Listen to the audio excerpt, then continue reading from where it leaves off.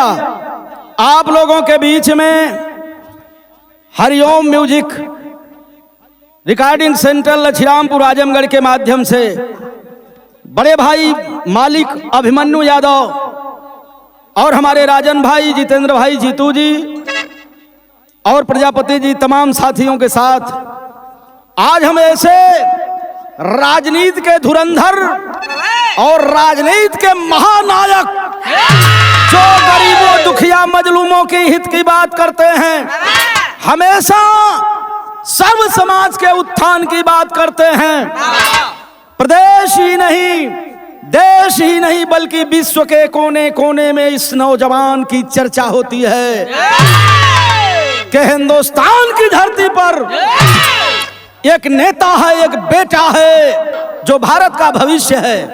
ए हमारे भैया, चलिए हम चलते हैं उस नेता को जो हमारे आदरणीय समाजवादी पार्टी के राष्ट्रीय अध्यक्ष और उत्तर प्रदेश के पूर्व मुख्यमंत्री माननीय नेताजी आदरणीय पूजनीय श्री मुलायम सिंह के लाल आदरणीय अखिलेश यादव के जीवन के विषय में बिरहा के माध्यम से, गीत के माध्यम से हम चर्चा कर रहे हैं।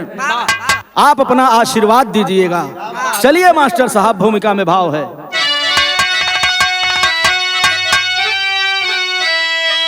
हरे तो वंश का अंश कायम सदा है जहां में,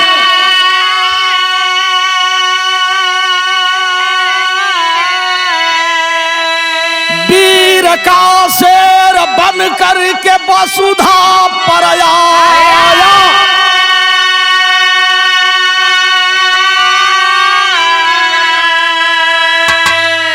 तो उनके गौरव का गुणगान होता सदा।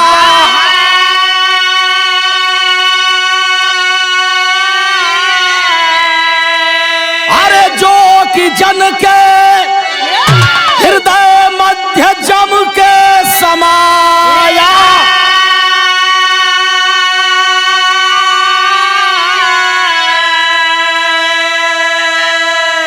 हीरे की कीमत और जग में अनमोल होती,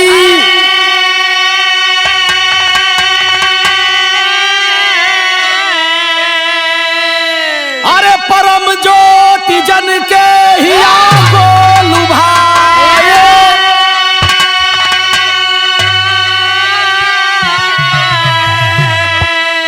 अरे जन भावना की कदर वो है करते,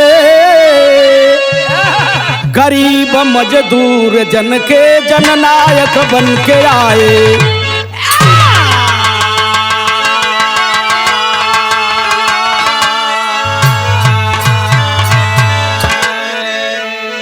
जन भावना की कदर वो है करते, गरीब मजदूरों के जननायक बन के आए। ऐसे हैं हमारे भैया अखिलेश जी। ए भैया, मास्टर साहब यहाँ चांद पुदली का गजल बाए, अब भाव है बिरहा में कैसे?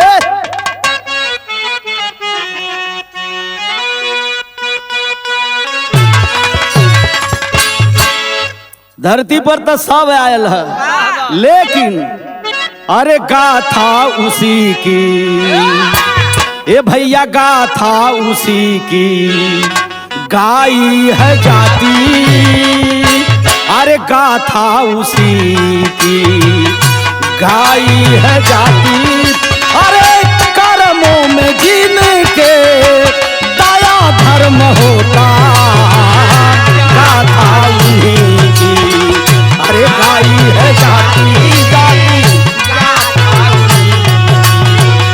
गाई है, अरे कर्मों में जिनके दया धर्म होता, गाथा उन्हीं की गाई है जाती, गाथा उन्हीं की गाई है जाती, गाथा उन्हीं की गाई है जाती, गाथा उन्हीं की गाई है जाती, हर कर्मों में जिनके दया धर्म होता, इतिहास उनकी करता कदर है इतिहास उनकी करता कदर है।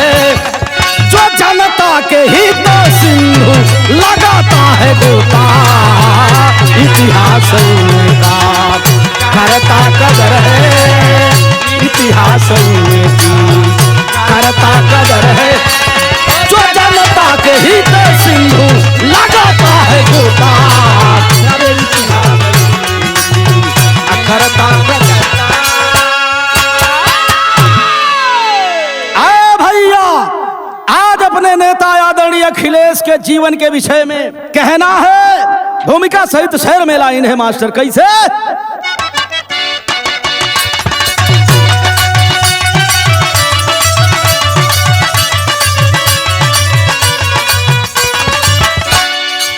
शेखर सुभाष शेखर सुभाष शेखर सुभाष शेखर सुभाष भगत सिंह की ये माटी है। शेखर सुभाष भगत सिंह की ये माटी है। हरिश्चंद्र सिंह दधीची की छाती है।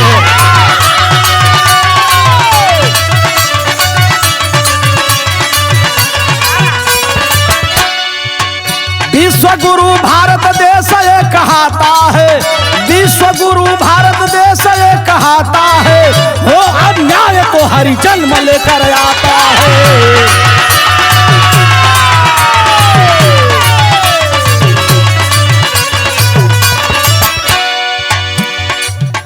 बात शुरू हो गई। कुश्ती राजनीति में अमिट निशानी है। यूपी के जिला इटावा की कहानी है। जिनके गौरव गाथा का कोई जवाब नहीं जिनके गौरव गाथा का कोई जवाब नहीं। जन सेवा का सच्चा मिल जाता हिसाब वही।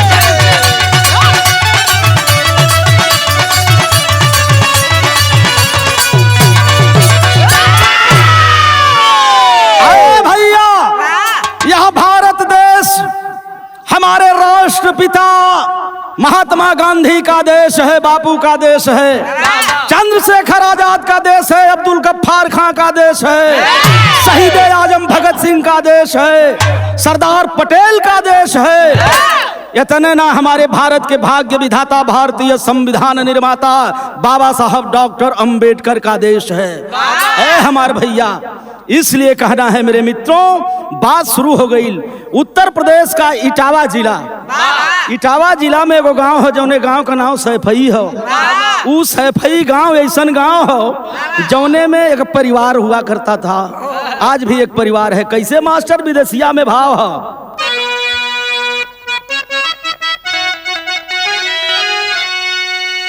तो यूपी में इटावा जिला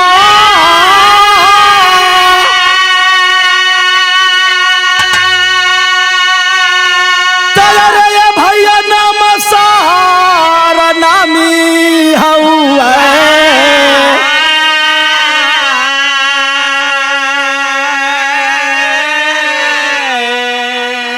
हरे सुघर सिंह यादव जी के सैफई बखरिया।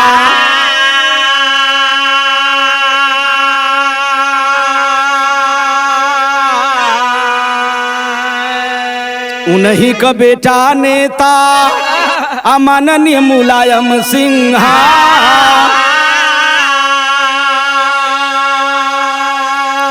अरे पढ़त लड़त कुश्ती राज नित्य के पूजरिया।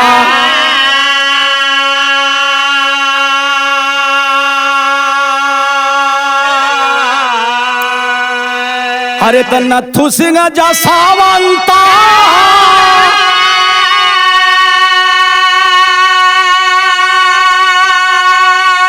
ये भैया नगर से विधायक रहल।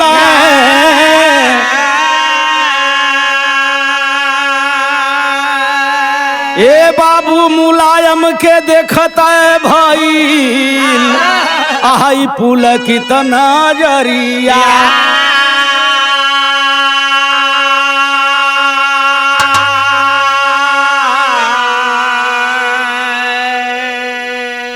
मैं आपसे बता रहा हूं, उत्तर प्रदेश का वह सम्मानित जिला इटावा सैफई गांव के रहने वाले सुघर सिंह यादव जी का विवाह मूर्ति देवी से हुआ और सुघर सिंह और मूर्ति जी के बीच में 5 संतानें पैदा हुई।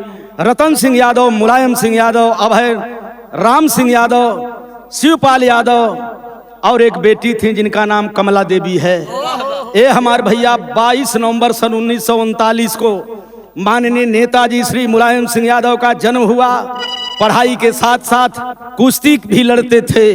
11 वर्ष की आयु में 1950 में पहली बार कुश्ती लड़े नेताजी और विजयी रहे। कुश्ती पढ़ाई के साथ साथ राजनीति का क्रम शुरू हुआ। 15 वर्ष की अवस्था में माननीय नेताजी जेल गए। ये हमारे भैया 19 महीना तक इटावा के जेल में रहे। साथ ही साथ 1960 में समाजवाद की लहर थी। ये हमारे बाबू डॉक्टर राम मनोहर लोहिया से संपर्क हुआ। जयप्रकाश नारायण का सानिध्य मिला। संपूर्ण क्रांति का नारा दिया गया। नेताजी मेरे साथी 1957 में अपनी शादी कर लिए। मालती देवी के साथ नेताजी की 18 वर्ष की अवस्था में शादी हुई। और जब शादी भइले हमारे भैया धीरे धीरे समय गुजरे लगल। जब समय गुजरे लगल हम बतौली आपसे कि जसवंत नगर के विधायक थे नत्थू सिंह की निगाह एक दंगल में कुश्ती के अखाड़े पर माननीय नेताजी पर पड़ल तो धुन बदल गई। हमारे भाई साहब सोरठी बाइक लाइन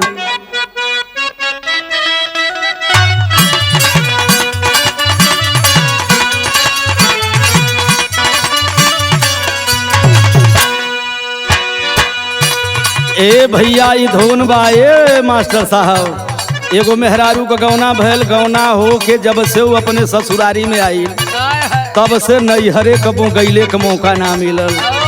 वो बेचारी भीतरे कुल्हत बा। अपने स्वामी जी से अपने पति देवता से कहलस कि एक काम करी, दिमाग लगौलस, एक काम करी। कहला का करी, कहल तनी सुन ला। ढेर दिन भायल राजाऊ गईले नाई हारा रे गईले नाई हारा रे गईले ए हीरा। ढेर दिन भायल ये राजाऊ गईले नाई हारा रे गईले नाई हारा हो। चला कई अवता ससुरार नये राम किया रे राम हो। चला कई अवता ससुर, अरे तो हम चला हम चली।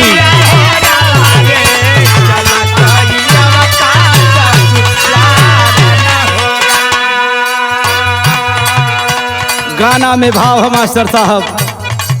नत्थू सिंह का निगाह माननीय नेताजी पर पड़ल।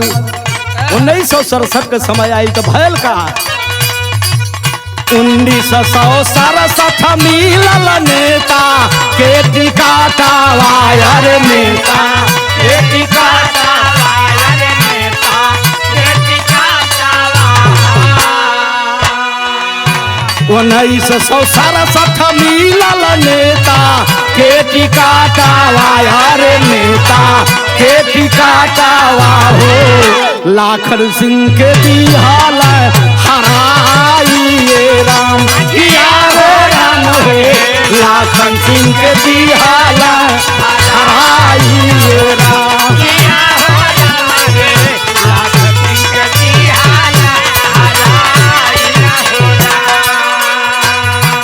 28 वर्ष की तारा ली मारी आया रे रहा लीव मारी आया रे रहा।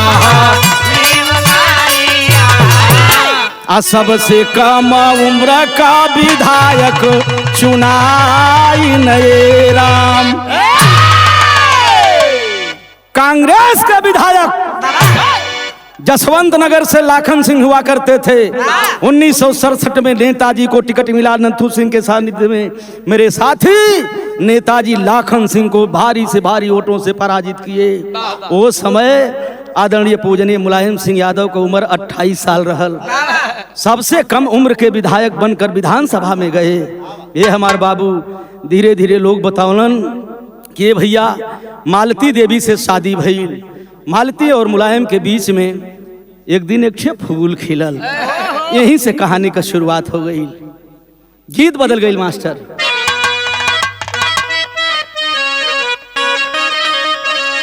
हीरा भैया कौनो ननद का जवानी एकदम चरम सीमा पर, बेचारी अपन दुख कहना पावत हो, लेकिन भौजाई से एक दिन मौका पौल तो कहलस हे राजेश भाई, का कहलस?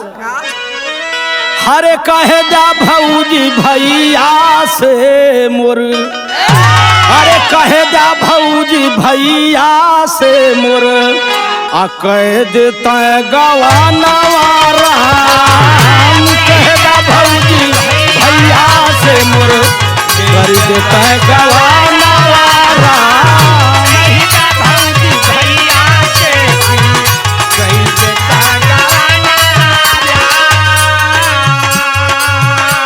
कहेदा भौजी भैया से मोर, हारे कर देता है गवानवा राम।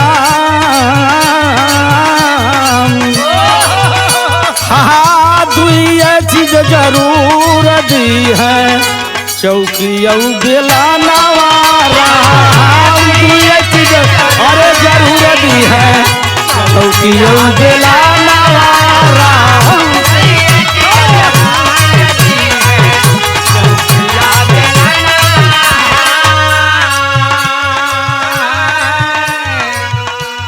ई त धुन बा आप लोगन के आनंद खातिर है भाई साहब, कि मनवा तनी हरियर रहे। हम बतौली मालती देवी से माननीय नेताजी का शादी भइल। ये हमार बाबू कुछ दिन के बाद नेताजी और आदरणीय पूजनीय मालती देवी के बीच में एगो फूल खिलल। कवन समय रहल, कवन दिन रहल? 1973 जुलाई वाला दीनावा राम। 1973 जुलाई वाला दीनावा राम।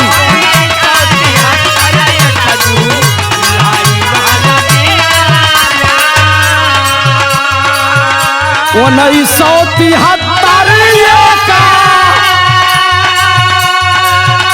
हर जुलाई वाला दीनावा राम। हरे गोदिया में पैदा भइले, हरे गोदिया में पैदा हो गईले सुघरा सुगानवा राम। गोदिया में पैदा हो गईले सुघरा सुगानवा राम।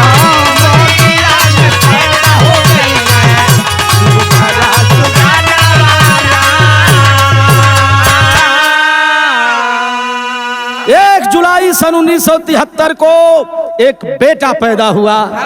बेटा पैदा भइल तो भैया भैल का पिताजी मुलायम माई मालती रसई। पिताजी मुलायम माई मालती रसई।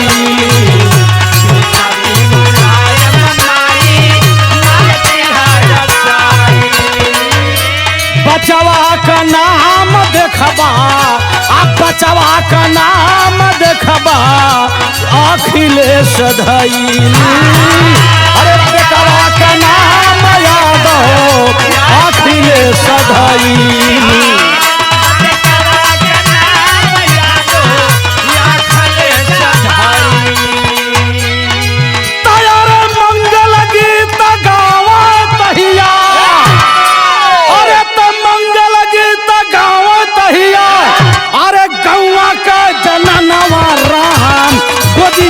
पैदा भइले, अरे गोदिया में पैदा भइले सुघरा सुगानवा राम।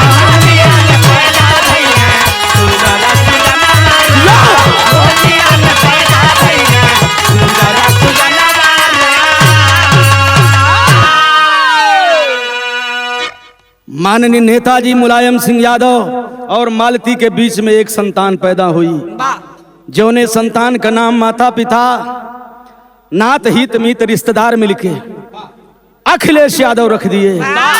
अखिलेश यादव पैदा भइल ए बाबू आज सैफई में बधैया बाजे लगल। विशेष रूप से हमारे उत्तर प्रदेश के पूर्वांचल की ओर जब बेटा होलो तो अगल बगल का माता बहन बटूर के सोहर गावेली, ऐसे सैफई में होखे लगल। अखिलेश के जन्म लेने के बाद कैसे गावत हैं लोग मास्टर? अरे गोदिया में भाई, यह गीत अगर मेहरारू गांव के बटूर के गावे लगी हैं तो आई ढोल बाजा ना बज पाई। वो अगर गई है तो जानता हो कैसे गावेली? अरे गोदिया में भाई ला ला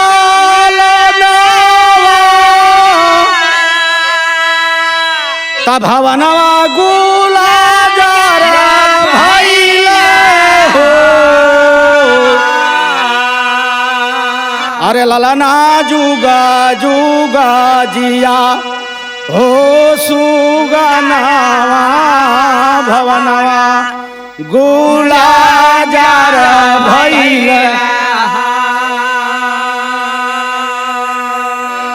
ये हमारे पूर्वांचल का माता बहन गावेली, लेकिन सैफई में का होता हो?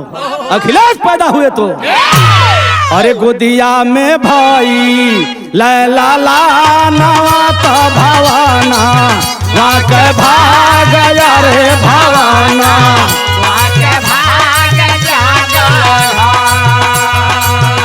मोरे ललना मोरे हीरावा मोरे सुगना जुग जुग दिया हो रता नवा तो भवाना वहाँ के भागी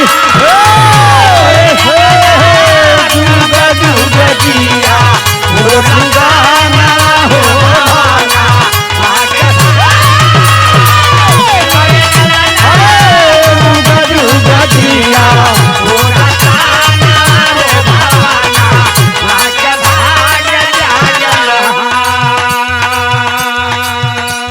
पूरा परिवार हार सही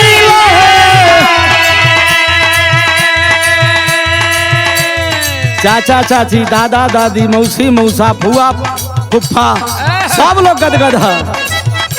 पूरा परिवार हार सही जब आखी ले सभाई आखी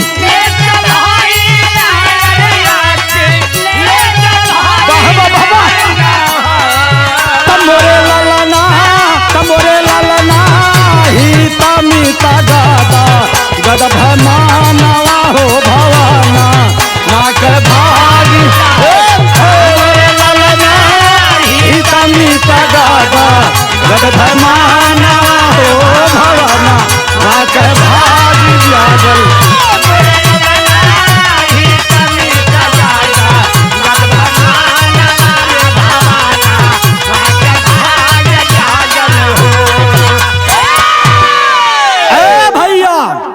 खुशी बा। धीरे धीरे अखिलेश यादव का लालन पालन होखे लगल। जब लालन पालन होखे लगल बाबू तो बात आगे बढ़ गई। धीरे धीरे जब डोले हिले लगल दौड़े लगल कहले का मतलब जब 5 वर्ष का उम्र पूरा कैल तो अब जरूरत शिक्षा का बा। शिक्षा का जरूरत बा तो भयल का भाई साहब माननीय राष्ट्रीय अध्यक्ष जी जब पढ़ने के लायक हुए तो नेताजी क्या किए कहना है कैसे धुन बदल गई।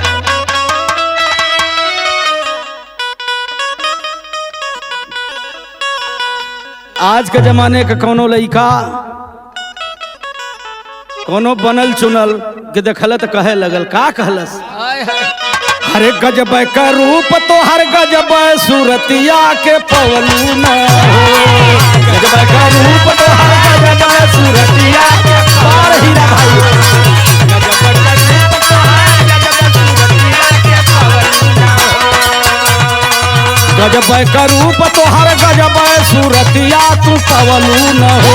अरे पवलू न हो गोरी हमके दीवाना बनवलू न गोरी हमके दीवाना बनवलू न गोरी हमके दीवाना बनवलू न गजब का रूप तो हर गजब सूरतिया तू पवलू न गजब का रूप तो हर गजब सूरतिया के पवलू गोरी हमके दीवाना बनवलू न गोरी हमके दीवाना बनवलू ना हो। ज्यादा बतियौले की जरूरत ना हो, समझदार दुनिया है, आप लोग समझदार हुआ, सब समझदार है। यह जब पढ़े के उम्र हो गई माननीय अखिलेश यादव जी हमारे राष्ट्रीय अध्यक्ष समाजवादी पार्टी की, तो धरती पे आए उगल दुई जी का जनवा पढ़े लगल हो, पढ़े लगल बाबा बाबा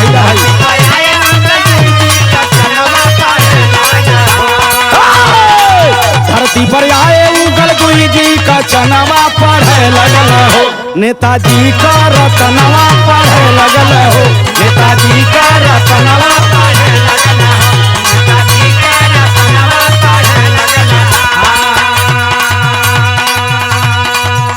आखिरकार प्राथमिक शिक्षा कहाँ भइल? अरे सेंट मैरी स्कूल में दाखिला भइल, अरे सेंट मैरी स्कूल में दाखिला भइल, अरे प्राथमिक शिक्षा इटावा भइल, प्राथमिक शिक्षा इटावा भइल, अरे प्राथमिक शिक्षा इटावा भइल। तब भैया चले अखिलेश राजस्थान दरमनवा पढ़े लगल हो, अखिलेश राजस्थान दरमनवा पढ़े लगल हो।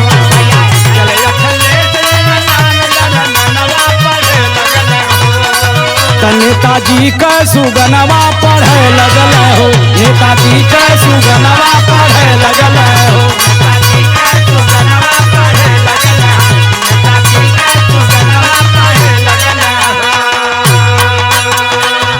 अरे भैया प्राथमिक शिक्षा सेंट मैरी स्कूल इटावा में हुई। ये करीब बाद हमारे अखिलेश यादव जी चल दिए मेरे साथी राजस्थान के धौलपुर की तरफ। जब धौलपुर राजस्थान में गई तो का भयल, अरे सैनिक स्कूल भैया धौलपुर आए, अरे सैनिक स्कूल भैया धौलपुर आए, हम मैसूर में टेक्निकल शिक्षा पाए, अरे मैसूर में टेक्निकल शिक्षा पाए, अरे ऑस्ट्रेलिया सिडनी में गईला जवनमा पढ़े लगल हो, ऑस्ट्रेलिया सिडनी में गईला जवनमा पढ़े लगल हो,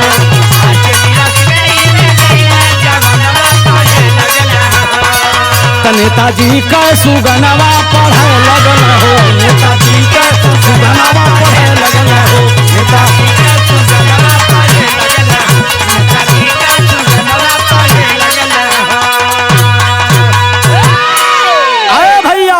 राजस्थान चले गए, सैनिक स्कूल मिलिट्री स्कूल धौलपुर में पढ़ना शुरू कर दिए, मैसूर में इंजीनियरिंग की शिक्षा पाए, फिर इसके बाद मेरे साथी मैसूर से सिविल इंजीनियरिंग की शिक्षा लेने के बाद ऑस्ट्रेलिया के सिडनी विश्वविद्यालय से पर्यावरण अभियांत्रिकी में परास्नातक किए आदरणीय अखिलेश यादव जी। जब पर्यावरणीय अभियांत्रिकी में परास्नातक किए तो वहां से मेरे साथी आज वह भारत का बेटा माननीय नेताजी मुलायम सिंह का लाल अपने देश भारत के लिए चला है। तो गीत एक लाइन बदल गई, कबो कबो बेचन भैया गाँव तो बड़ा नीक लगे, कैसे?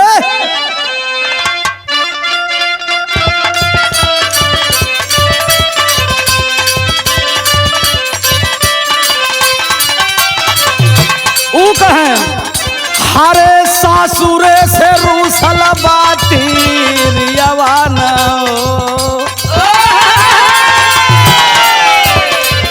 सासुरे से रूसल बाती रियवाना हो, धैल नहीं हरे करा,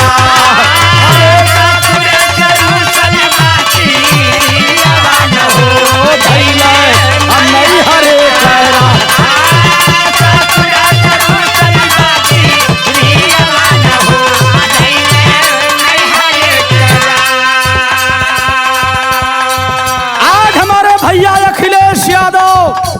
ऑस्ट्रेलिया से भारत के लिए रवाना हुए तो हरे सिडनी से कारी के पार हैया न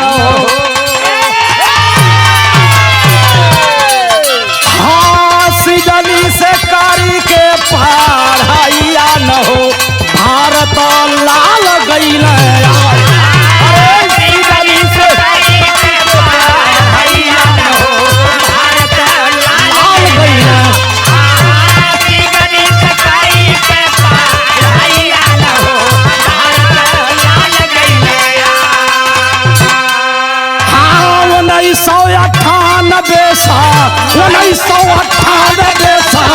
मैया न हो भारत लाल गईल अरे 1998 मैया न हो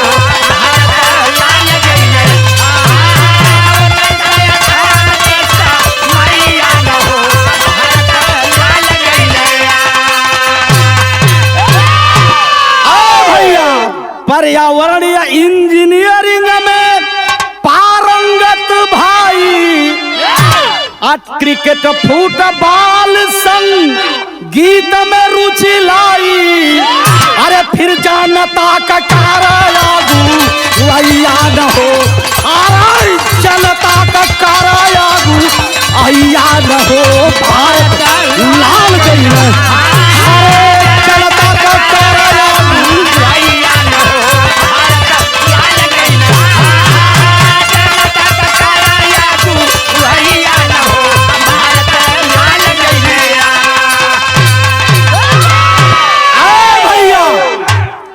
अखिलेश यादव क्रिकेट खेलने में माहिर, फुटबॉल खेलने में माहिर और संगीत में रुचि लेते हैं। भारत आए 1998 का समय रहा, फिर राजनीति में कदम रखे, दुखिया गरीबों की सेवा करने के लिए, मजलूमों की सेवा करने के लिए, गिट्टी मिट्टी तोड़ने वाले की सेवा करने के लिए आदरणीय अखिलेश यादव राजनीति में कदम रखे। तो क्यों रखे कदम?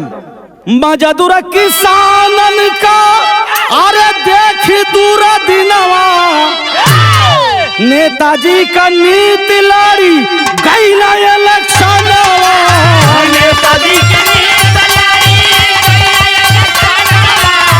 नेताजी की नीति लड़ी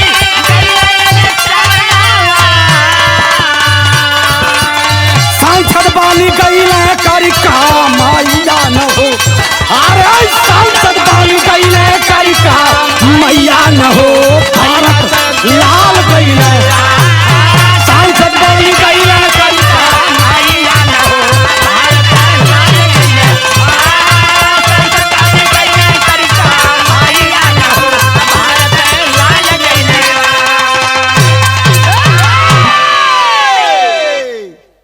भारत आए 98 में नेताजी की नीति पर गौर किए, जनता की भलाई के लिए चुनाव लड़ गए, एमपी हो गए। और जब एमपी हो गई ना भैया तो वही 20 में ठे घटना और घटल, धुन बदल गई। कैसे?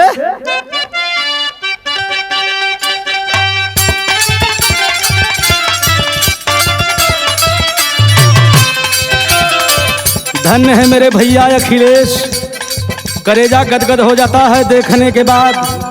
वैसे मैं श्याम कुमार यादव आजमगढ़ का छोटा सा कलाकार हूँ, बिरहा लोकगीत गाता हूँ।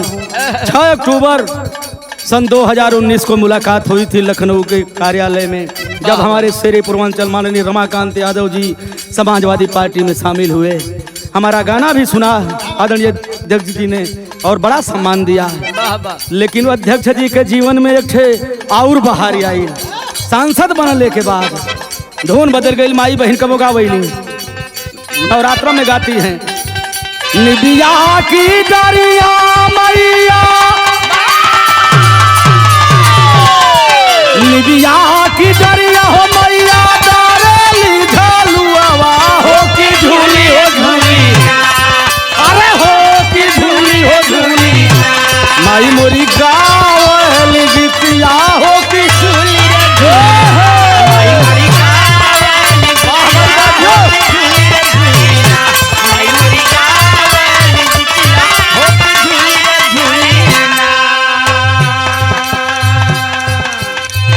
1999 करायल जब दिनवा मनवा गदगद भइले, मनवा गदगद भइले, गदगद भइले। 1999 करायल जब दिनवा मनवा गदगद भइले,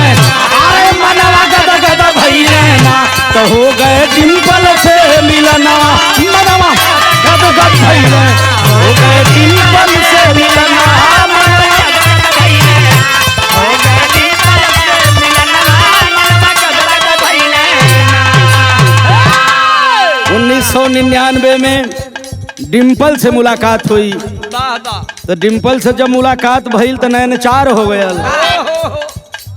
आदरणीय अखिलेश यादव जी सोचे कि बात कैसे बनेगी, परिवार के लोग क्या कहेंगे। तो उनका दादी जियत रहली वो बेला में, अपने दादी यानी माँ मूर्ति देवी माननीय नेताजी के माई के पास पहुँचल। दादी के भुलवावे लगल। दादी एक ठे बात कहल चाहत है। दादी खाली का हो बेटा, तू तो हमरे कुल का दिया हुआ, जीवन का आधार हुआ बेटा, का विचार तुहार हो। तब धीरे से बतौना कि दादी हम डिम्पल से शादी कर चाहते हैं। नेताजी के तने समझाए ले तू। तो दादी नेताजी के समझौली। अब अखिलेश यादव के आशीर्वाद देहली दादी। अरे 24 नवंबर के भय डिम्पल से शादी। 24 नवंबर के भय डिम्पल से शादी।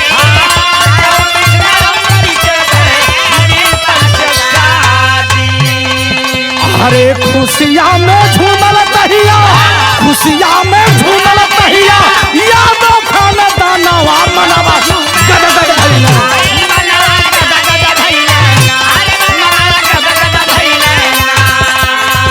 खुशियाँ में झूमल तहिया, यादव खाना दानवा मनवा गद गद भइले। अरे मनवा गद गद भइले। तब बाजल सहनाई बजानवा मनवा, बजानवा मनवा गद गद बाजल सहनाई।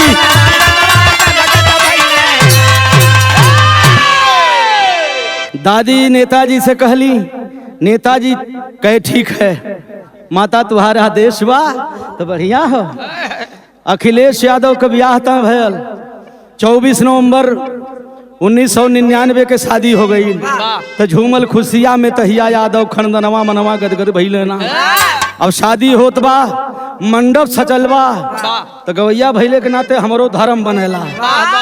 वो बेला में मंगल गीत गवात बा तो धुन बदल गई मास्टर। अरे नरमी कलैया सुकुआरी हो, अरे नरमी कलैया सुकुआरी हो, अरे चुभी जाला कंगनवा। शारदा सिन्हा जी गौली बिहार वाली कि पटना से पटना से पटना से पटना से बैदा बोलाई दा। आहा पटना से बैदा बोलाई दा। नजर आ गई गैया, पटना से बैदा बोलाई दा। ओ नजर आ गई गैया।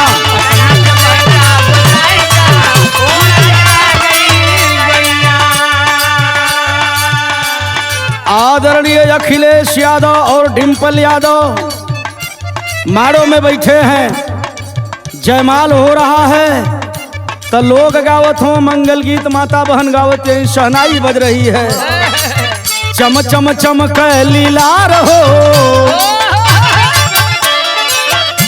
अखिलेश यादव जी डिम्पल का अरे चम चम चमक लीलार हो।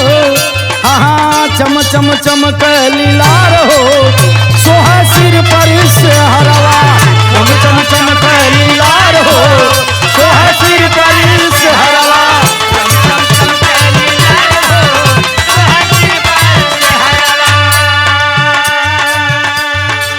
कर में कंगनवा गावे मंगल गीत हो।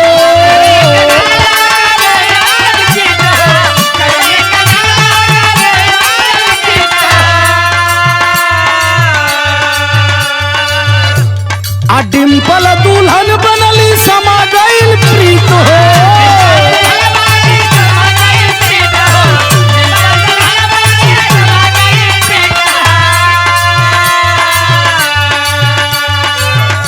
अरे नेताजी का नेताजी का नेताजी का ये भैया नेताजी का चमन गुलजार हो। अरे नेताजी का चमन गुलजार हो। सोहा सिर पर से हरवा। नेताजी का चमन गुलजार हो।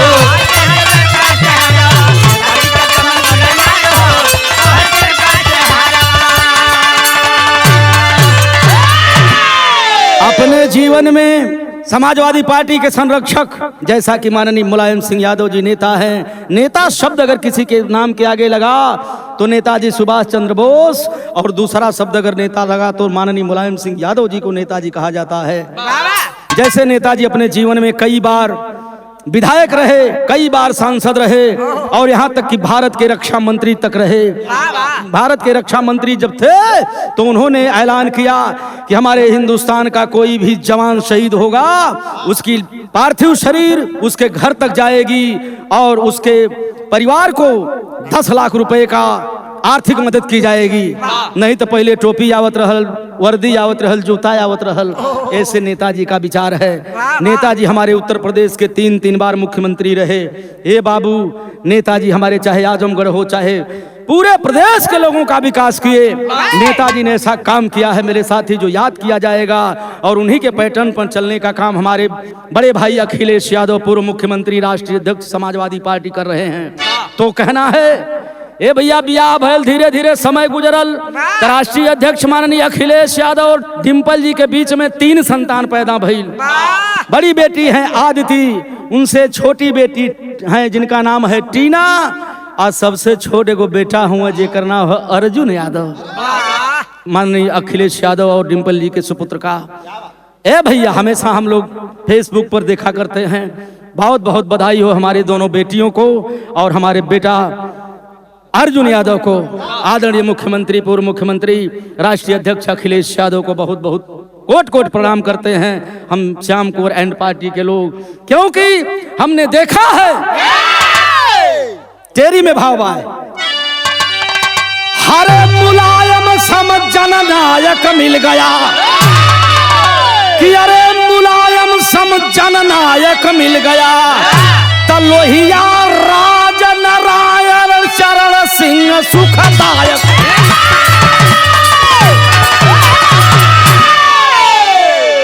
लोहिया राज नारायण चरण सिंह सुखदायक, मुलायम सम जननायक मिल गया।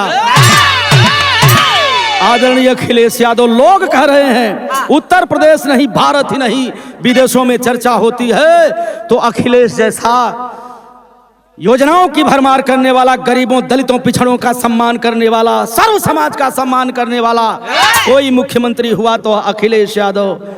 और दशाएं तो आप देखते ही रहते हैं। ए भैया, अखिलेश यादव का सवाल है, पापड़ में भाव भैया। तो गरीब मजदूरन का लड़ैया हमारे भैया हो, हंस मुख चेहरा का कायल मनैया हमारे भैया हो।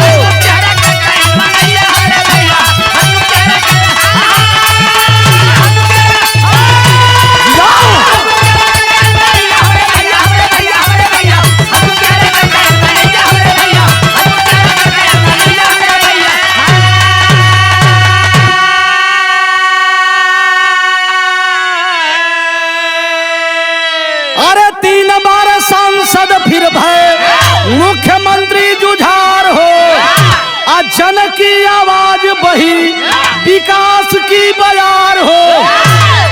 आजमगढ़ से सांसद चौथी दैया हमारे भैया हो, आजमगढ़ से सांसद चौथी दैया हमारे भैया हो।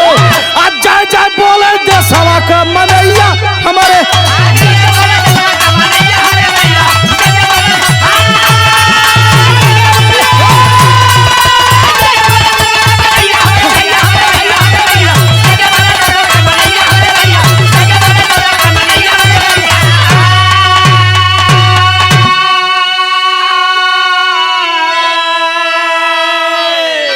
धीरे धीरे समय आयल 2012 वाली। उत्तर प्रदेश में विधानसभा वोटिंग का डंका बजल, और जब डंका बजल विधानसभा के, भाई साहब अखिलेश यादव समाजवादी पार्टी के उत्तर प्रदेश के अध्यक्ष थे, रथ लेकर के, क्रांति रथ लेकर के निकल चले। जहां जहां पहुंचे पूरे उत्तर प्रदेश के लोगों ने अखिलेश यादव को सम्मान दिया, जिसका परिणाम रहा मेरे साथी कि 2012 के चुनाव में अखिलेश के नेतृत्व में समाजवादी पार्टी को उत्तर प्रदेश में 224 सीटें मिली, और अखिलेश यादव उत्तर प्रदेश के मुख्यमंत्री बनाए गए, सीएम चुने गए 38 वर्ष की अवस्था में। जब सीएम भइल तो भैल का आल्हा में भाव है।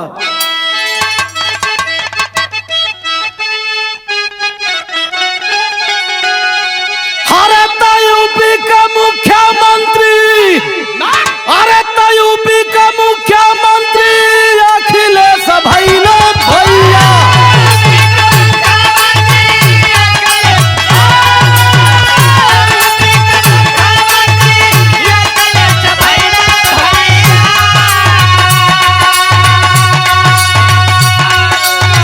चौमुख विकास सवाली बहाली हो पाया,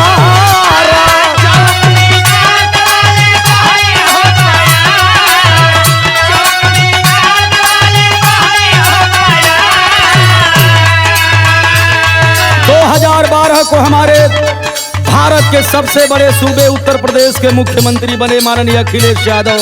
तब विकास वाली बयार बहे लगल, विकास वाली आधी चले लगल। घायल का अरे डॉक्टर इंजीनियर, अरे डॉक्टर इंजीनियर शिक्षक पुलिस भर्ती कइलो भैया।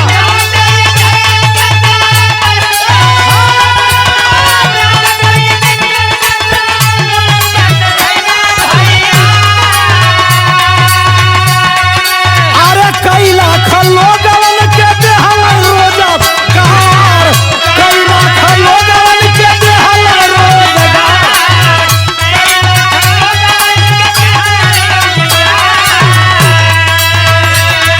तो कन्या विद्या धन ला बाटा छात्र पावल भैया।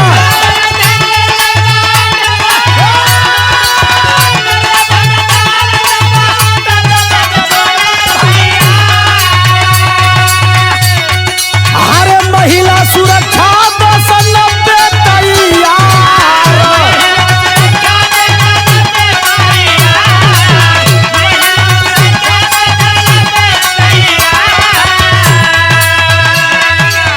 डायल 100 भत्ता लोग पावल भैया।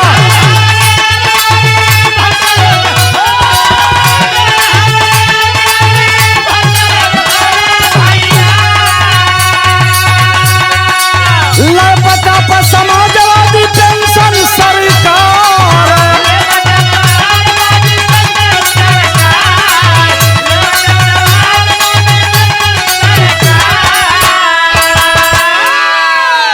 मार्च 2012 को मुख्यमंत्री आदरणीय अखिलेश यादव बने तो डॉक्टर इंजीनियर शिक्षक पुलिस वाली भर्ती हुई। मेरे साथी तमाम नौजवान साथी नौकरी पाए और कई लाख लोगों को रोजगार मिला।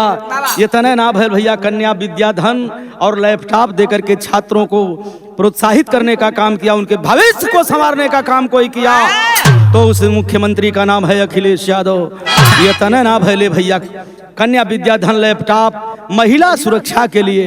अन्य दल के लोग कहते हैं कि नारी के सम्मान में हई फलाने मैदान में झूठे कुल भाषण देना दे, मतलब का बेवकूफ बनावल जनता के माता बहन के करी है कुछ ना नगन नगद खाली बताइए, झूठ बोल के मरियम बर्बाद कर देंगे। इनकी बातों में मत फंसिए। 10-90 चलाए, 100 नंबर चलाए, अगर कहीं झगड़ा लफड़ा भयल तो 15 मिनट में पुलिस दुआरे। आज मल्लन नौवा उल्टा पलटा कर डाले, अजौने कौन परिणाम ऐसा नहीं कि घंटा लगाओ तो लगबे न करी। अब पुलिस वाला जैसे 100 नंबर के दूसर का नाम कह दिल, वैसे पुलिस भी बदल गई। अगर हमारी बेटी बहनों को प्रसव पीड़ा होती थी तो ले जाते पता लगा कि जच्चा बच्चा दोनों गड़बड़ हो गए, लेकिन फोन करिए 15 मिनट में गाड़ी आएगी, आपको ले जाएगी अस्पताल, फिर घर तक छोड़ेगी। ये अखिलेश यादव की देन है। ए हमारे भैया लैपटॉप दिए, समाजवादी पेंशन उन्होंने कहा है अगली सरकार हमार बनेगी 22 में तो हम 500 दिया करते थे समाजवादी पेंशन, अब 1500 देंगे। दवाई फ्री होगी, पढ़ाई फ्री होगी, सिंचाई फ्री होगी, किसानों के बिजली का बिल माफ किया जाएगा, चीनी उद्योग को बढ़ावा दिया जाएगा, साड़ी उद्योग को बढ़ावा दिया जाएगा, जवान भी बात सब काम करना शुरू कर देगा। बेरोजगारी भत्ता दिए। ए हमारे भैया दिव्यांग वृद्धा विधवा पेंशन देने का काम किया अखिलेश यादव ने। ये सरकार जो है इस समय एकदम दही के मरले है, रौनले है खाली। कुल का दाम बढ़ा दिए हैं, तेल का, गैस का, और कुल बेच बाँच देना। कितना बताई सोचा लोगों समझा संविधान के साथ मजाक भी हो रहा है। नहीं आप चेतेंगे, हमारे भाइयों तो कल संवैधानिक व्यवस्था खत्म कर देंगे ये लोग, इनसे सजग रहिए। अखिलेश यादव को 2022 में लाइए। तो कहना है ए हमारे भैया जेकरे घर ना रहल, गरीबन का मुफ्त इलाज की व्यवस्था किए थे, जेकरे घर ना रहल लोहिया आवास के तहत 3,20,000 रुपए दे करके घर बनवाए, लाखों लाख लोगों का घर बना। आई खाली बकवास करन कुल। समाजवादी पूर्वांचल एक्सप्रेस वे जो नोएडा से लेकर बलिया तक का शिलान्यास किसी ने किया तो समाजवादियों ने किया, अखिलेश यादव ने किया। शिलान्यास अखिलेश का उद्घाटन करी है, खाली बहकावा बहका, ये कर देंगे वो कर देंगे, यहाँ कर देंगे वहां कर देंगे, हवाई चप्पल वाला जहाज में चलेगा, जहाजिया बेच दिए, कैंची लेकर घूम रहे हैं। कहीं लखनऊ चल गई ध्यान ना दलत पता लगल तुहार नाम बाल मुकुंद हतन हुआ उतर के दूसर कह दिए। जिंदगिया रद्द है, खाली समझा बुझा गरीब भाई लोग, समाज का लोग समझा बुझा, जिंदगी नरक हो जाई, सजग हो जाए इन समन से भजपैयन से। हमेशा जब जब इनकी सरकार बनी है तब तब मेरे साथी घोर अन्याय हुआ है, अत्याचार हुआ है, बलात्कार हुआ है। वैसे ही सब जब तब कोनो महामारी भी आवेले। एक दिन कुल तो गुजरात में भूकंप आयल और दूसरी बेर अइले उत्तर प्रदेश में तो मरे लगल, मनई लाठी से कफन उठा उठा फेंक रहे थे। शर्म नहीं आ रही है, ऑक्सीजन नहीं मिला, अस्पताल में लोग मर गए और कहते हैं हम ये बनवा रहे हैं वो बनवा रहे। कहाँ बनवा रहे हो भाई, कहाँ बन रहा है बताइबा का। तो अखिलेश का तो आजमगढ़ में पीजीआई है, अतरौलिया में अस्पताल है, चीनी मिल है सठियाओं, गोला से आजमगढ़ होते हुए गोला घाट पर पुल बनेगा, गोरखपुर की दूरी कम हो जाएगी, तमाम व्यवस्थाएं होगी, रोजगार मिलेगा। अखिलेश यादव ने किया है और खाली भाषण देंगे हम ये करते हैं हम वो करते हैं, कुछ नहीं करते, खाली गरीबों को बेवकूफ बना के घुमा रहे हैं। तो कृषि विश्वविद्यालय दिए, अति पिछड़ा दलितों का अधिकार दिए, बाबा साहब के संविधान के साथ खिलवाड़ नहीं होने देंगे अखिलेश यादव। बाबा साहब ने जो लिखा है शिक्षित बनो, संगठित बनो, संघर्ष करो, तो बाबा साहब की बातों पर ध्यान रख करके एक होइए हमारे मित्रों, सर्व समाज के लोग एक होइए, अखिलेश यादव को आने वाले 22 में मुख्यमंत्री बनाइए। तब देखिए तमाशा क्या होता है। तरह तरह की व्यवस्थाएं हुई, यश भारती पुरस्कार दिए, डॉक्टर वकीलों के हित में काम किए, सीमा के जवानों का सम्मान किए और हर पुलिस प्रशासन करत काम रहल ढंग से।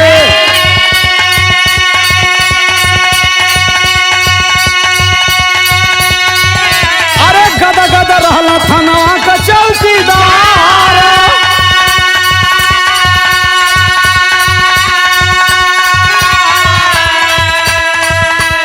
सर्वजन हित में उ काम खूब कैला।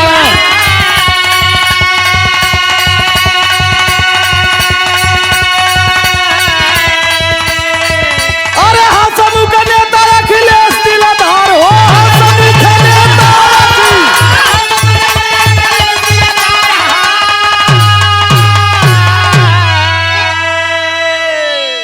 जो भी होगा हम करेंगे। आदरणीय अखिलेश यादव जी ने कहा है सारी व्यवस्थाओं को सुदृढ़ कर दिया जाएगा, चाहे वो स्वास्थ्य विभाग हो, शिक्षा हो, पढ़ाई हो, लिखाई हो, दवाई हो, सिंचाई हो, सब पर ध्यान दिया जाएगा। इतना ना कहले किसानन का आय दुगुनी करत हो भाजपा वाले और साणन के छोड़ देते हो चरा, साण छोड़ के खेती चरा रहे हैं। और डाई यूरिया जब से देश आजाद भल तब से डाई यूरिया के बोरा में 50 किलो आवत रहल, यही भाजपा वालों ने 5 किलो कम कर दिया, 50 का 45 कर दिया और दाम बढ़ा दिया। किसानों की आय दोगुनी कर रहे हैं। हाथ जोड़त है पंचो, सजग हो जा, नहीं तो मौतियों मंगले ना मिली नहन की राज में। तो आखिरी लाइन में कहना बा,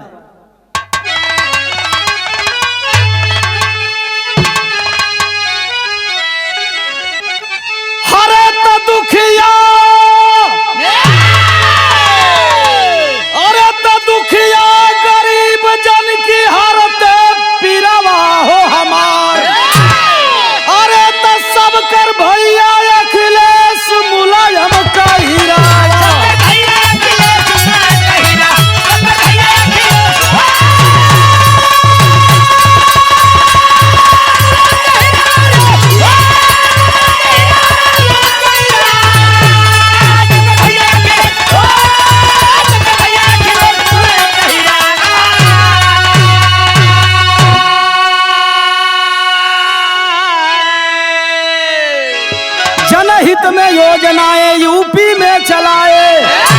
जवान किसान यो व्यापारी हरसाए, अरे चले सर्वजन तब उठा के सिरवा, ता हमार भैया अखिलेश मुलायम का हीरा।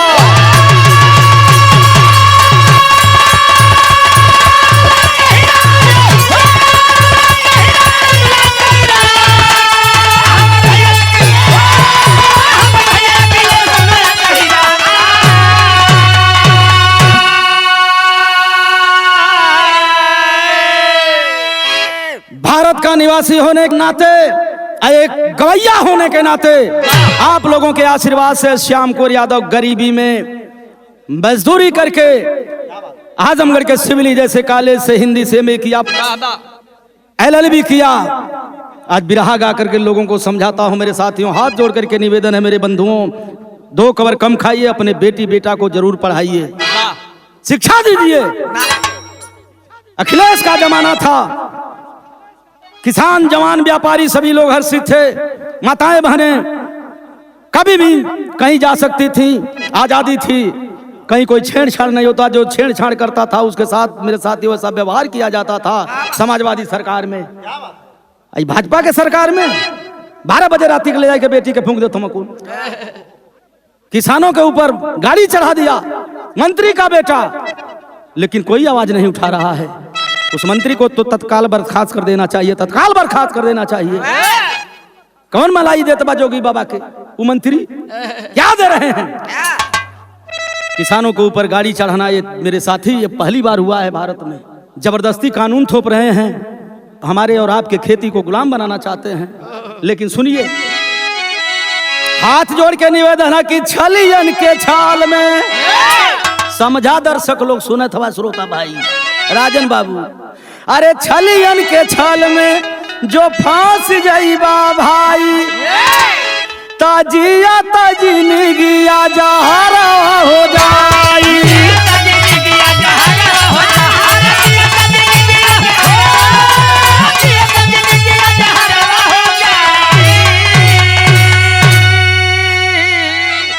अरे तो समाजवादी झंडा, अरे तो समाजवादी झंडा ला उठाई बिरवा हो सबकर, तो सबकर भैया अखिलेश मुलायम का हीरा।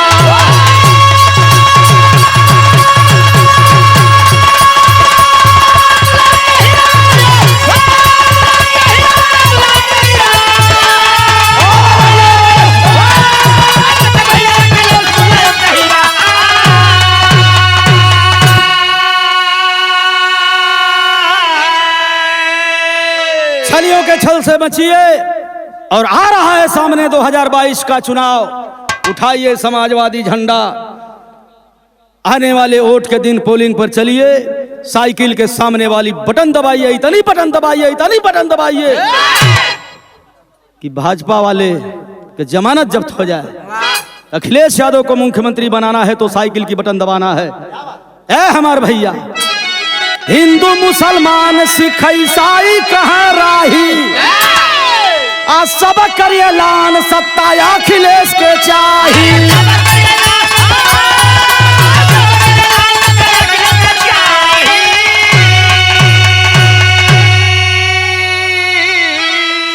अरे तो सब करिए लान, अरे तो साइकिल निशान सब कर पोछी निरवा, तो साइकिल निशान सब कर पोछी निरवा, ता हमार भैया अखिलेश मुलायम का हीरा।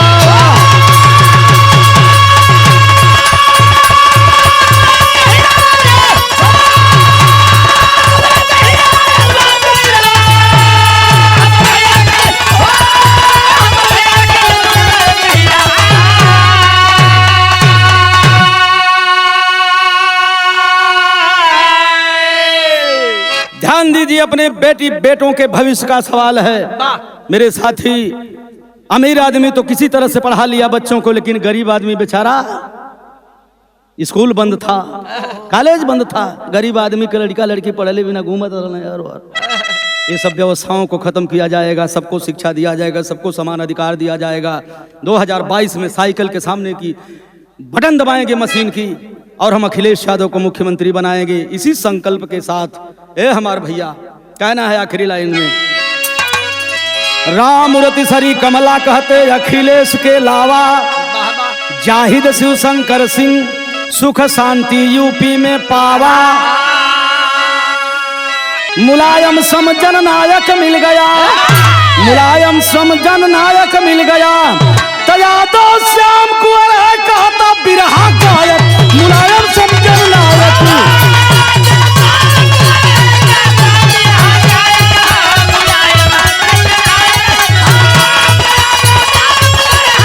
कहता बिरहा गायक हो,